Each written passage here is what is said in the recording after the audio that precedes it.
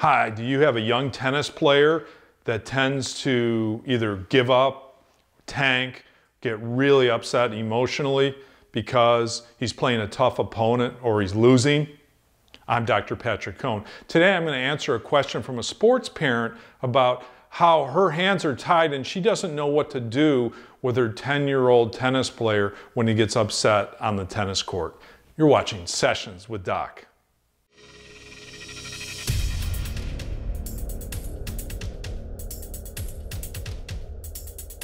So Suzy said the following about her son in tennis.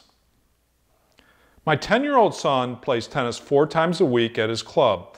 However, when he's in a tournament, a bad shot, a tough opponent, and a double fault will literally have him crying his way through the match.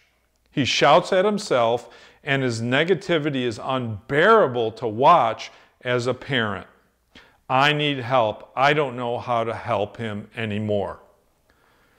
This is the #1 complaint that we get from sports parents about how kids tend to act out, check out. In tennis, we often call it tanking.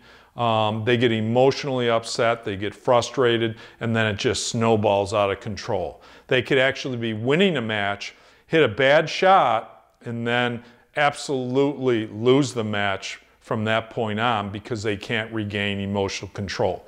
Now, certainly part of this is maturity. But we want to put the maturity issue aside and talk about what you can do as a parent. One of the worst things you can do as a parent is bring attention to it and start punishing your child for acting out or crying on the tennis court. Why? Because all they learn is that behavior is inappropriate. It doesn't give them the skills to help them improve that behavior. So how do you give them the skills? Well, first of all, you have to find out what's so awful about playing that tough opponent. What's so awful about playing from behind? What's so awful about missing a shot or playing a bad shot or making a couple unforced errors or a double fault? Get down to the nitty-gritty of why he feels like those are so awful. Here's a hint. It often comes to expectations and him feeling like he's not playing up to his expectations. I also find out if parents start to get involved on the sidelines, in other words, you start to show frustration, you start to show disgust, he sees it on your face, that can also accelerate things and make it worse. So be mindful of that as a parent, is you can contribute to this by demanding he be perfect, by focusing on his mistakes after the match, and just instilling this idea that he needs to be perfect on the court. Likewise, your behaviors in the stands, on the sidelines, is also going to influence him and how he reacts to mistakes. So you certainly want to encourage him after he makes a mistake. Hey, it's okay. Good job. Keep playing hard. I think that will help, show that you're still really positive and you're still really on his side. But ultimately, you have to get him help with the behavior.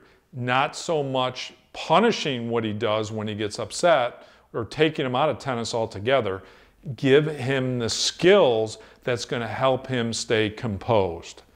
You might look at my tennis confidence program, but we also have a program called Composed Sports Kid that was written for young athletes. It's not just for tennis players, it's for all young athletes. And we take him through step by step of how he can remain more composed. It even has a little test for him to determine the reasons why he's getting so upset on the tennis court. And you have to really get down to those reasons. What's so awful about missing a shot or double faulting? And then help him work through that and understand he's not perfect. He's going to make mistakes. He's going to hit bad shots, and to move on. Thanks for the question. Good luck with your game. If you want more tips, more podcasts and videos on the tennis and mental game, visit sportspsychologytennis.com. Thanks. If you want to be notified when we upload more mental training videos just like this one, then please subscribe to my YouTube channel. Just click on my picture in the upper right-hand corner of this video. We've teed up 2 more mental training videos for you to check out today. Please visit our website if you want to learn more about mental training.